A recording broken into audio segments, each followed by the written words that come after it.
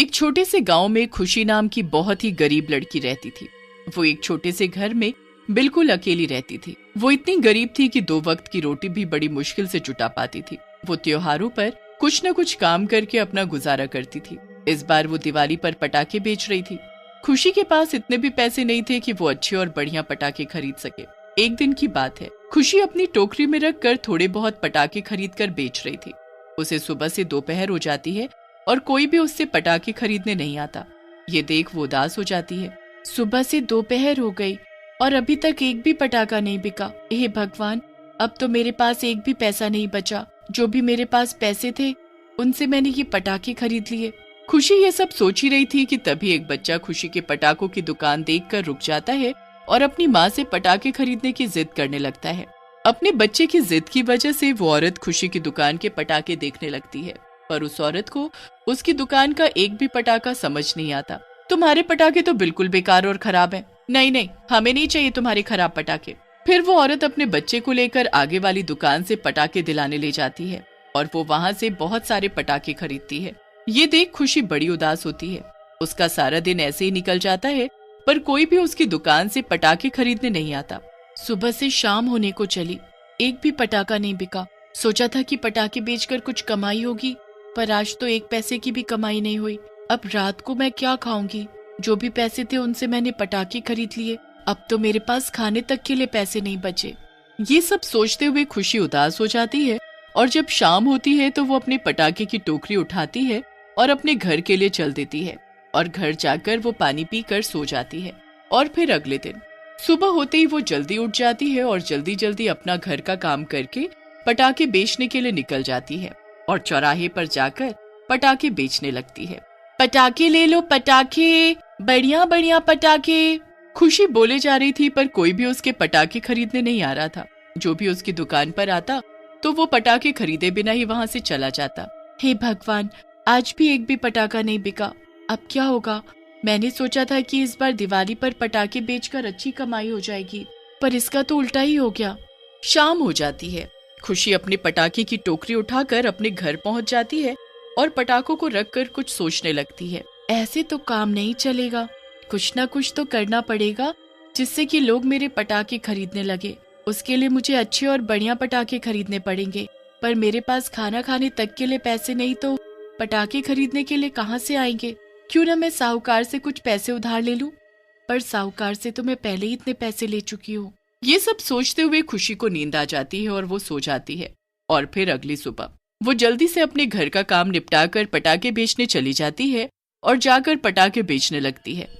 पर आज का दिन भी उसका ऐसे ही निकल जाता है, तो वो और मायूस हो जाती है और जैसे ही शाम होने वाली होती है तो वो अपने घर की ओर चल देती है। पूरे रास्ते वो यही सब सोचते जा रही थी।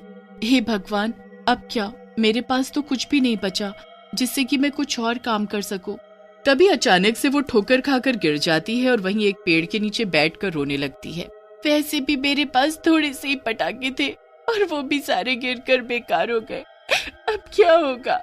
खुशी जिस पेड़ के नीचे बैठी थी उसी पेड़ पर एक चुड़ैल बैठी खुशी को रोते हुए देख रही थी। अरे, इससे क्या हुआ और ये इतनी बुरी तरह क्यों रो रही है? अच्छा, ये अपने पटाखों को देखकर रो रही है। लगता है बेचारी बड़ी ही दुखी है। खुशी रोते रोते वहीं पेड़ के नीचे बैठी सो जाती है। उसे पता ही नहीं चलता कि कब उसकी आंख लग गई और फिर कुछ देर बाद उसी पेड़ से उतरकर वो चुड़ैल नीचे आती है और वो बड़े ध्यान से उसको देखने लगती है। मुझे इसके लिए कुछ न कुछ तो करना ही पड़ेगा। कुछ ही देर में खुशी की नींद भी खुल जाती है। पता ही नहीं चला कब आंख लग गई।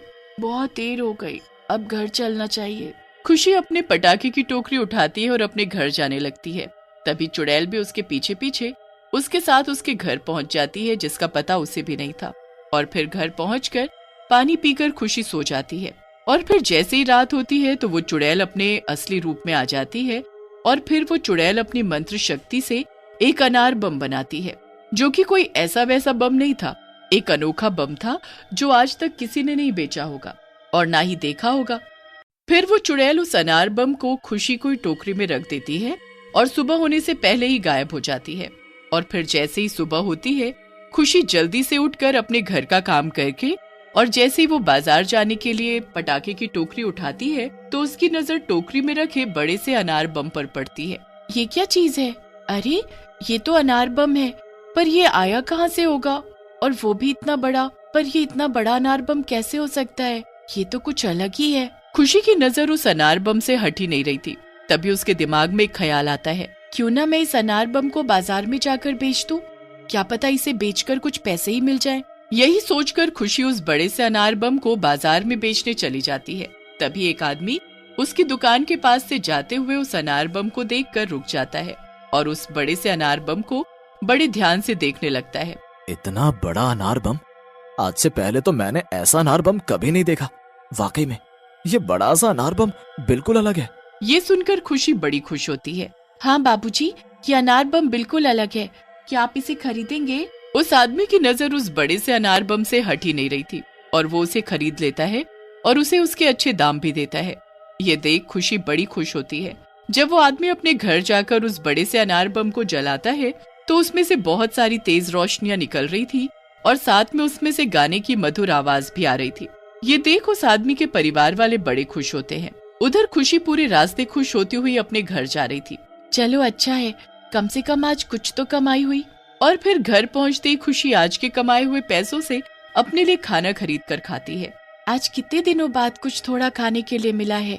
काश ऐसे ही अनार बम मुझे और मिल जाता तो कितना अच्छा होता। कुछ ही देर में रात होने वाली होती है तो वो सो जाती है। खुशी के सोते ही वो चुड़ैल आ जाती है। चलो, इस लड़की के चेहरे पर कुछ तो खुशी दिखी, मुझे आज भी इसे एक और अनार बम देना चाहिए।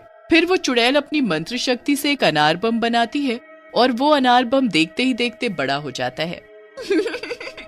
इसे तो पता भी नहीं कि ये अनार बम क्या करेगा। इससे रातों रात इसकी जिंदगी बदल जाएगी। और फिर अगली सुबह जब खुशी उस अनार बम को देखती है तो देखती रह जाती है। एक और अनार बम, वो भी पहले जैसा बड़ा।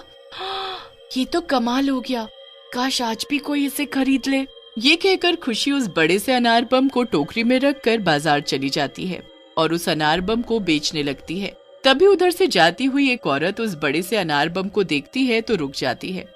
कितना बड़ा अनार बम है और दिखने में भी कितना अलग लग रहा है। मैंने तो ऐसा अनार बम कहीं नहीं देखा। फिर वो औरत खुशी से वो अनार बम खरीद लेती है और उसे उसके अच्छे दाम देती है, जिसे देखकर खुशी बड़ी ही खुश होती है। और जैसे ही शाम होने वाली होती है तो खुशी अपने घर चली जाती है। आज भी जब चुड़ैल खुशी को देखती है तो उसे बड़ी खुशी होती है। चलो अच्छा है, कम से कम इसके चेहरे पर खुशी तो आई। और फिर जैसे ही रात होती है वो चुड़ैल अपनी मंत्र शक्ति से एक और बड़ा अनार बम बना देती, जिसे खुशी उन्हें बाजार में बेचकर अच्छे पैसे कमाने लगी थी। खुशी के बड़े से अनार बम की चर्चा पूरे गांव में फैल जाती है। अब तो हर कोई खुशी से उसका बड़ा अनार बम खरीदना चाहता था। जो भी लोग उससे अनार बम खरीद कर ले गए थे वही उससे दोबारा अनार बम खरीदने आते हैं। मुझे वही अनार बम चाहिए जो कल आपने मुझे दिया था। वो अनार बम तो बड़ा ही कमाल का है और अच्छा भी। मुझे वो अनार बम जल्दी से दीजिए। मैं आज के बाद आपके अनार बम के अलावा और कोई पटाखे नहीं चलाऊंगा, क्योंकि आपका अनार बम बिल्कुल अलग है और उससे बच्चों को कोई खतरा भी नहीं है और ना ही उससे प्रदूषण फैलता है। पर वो तो मेरे पास नहीं है, खत्म हो गया। खुशी को कुछ समझ नहीं आ रहा था कि रात ही रात में उसके पास बड़ा सा अनार बम कहाँ से आ जाता है। तो वो एक रात छुपकर बैठ जाती है और देखने लगती है। तभी चुड़ैल अपने असली रूप में आती है और अपनी मंत्र शक्ति से बहुत सारे बड़े से अनार बम बनाने लगती है।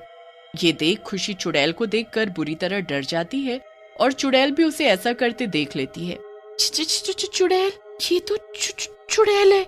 डरो नहीं, मैं एक अच्छी चुड़ैल हूँ, जिसे मेरी मदद की जरूरत होती है मैं उसकी मदद करती हूँ। अब तुम्हें मेरे बारे में पता चल गया है, अब मैं यहाँ नहीं रुक सकती, मुझे यहाँ से जाना होगा। ये कहकर चुड़ैल वहाँ से चली जाती है।